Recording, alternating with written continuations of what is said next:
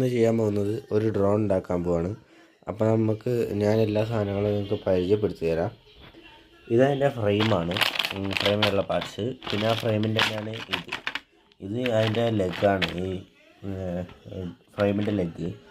പിന്നെ ഇതാണ് ESC 30A 4 ESC ആണ് ഞാൻ എടുത്തേക്കുന്നത്. പിന്നെ 1000 kV ഒരു ബ്രഷ്ലെസ് മോട്ടർ 4 പിന്നെ നമുക്ക് വേണ്ടത് ഒരു ഫ്ലൈറ്റ് കൺട്രോളർ ബോർഡാണ്. ഇത് KK2 ബോർഡാണ്, KK2.5 എന്ന് പറഞ്ഞിട്ടുള്ള. ഇതിന് ഏകദേശം ഒരു 4000-5000 രൂപ വിലയുണ്ട്. പിന്നെ ഇത് ഈ ട്രാൻസ്മീറ്ററിൻ്റെ റിസീവറാണ്.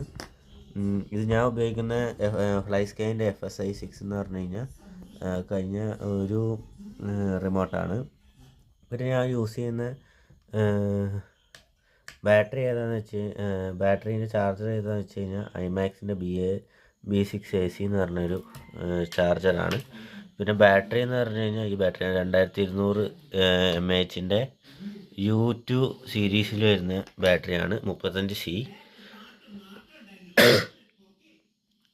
ഇത്ര സാധനങ്ങളാണ് നമുക്ക് ഇനി വേണ്ടത്.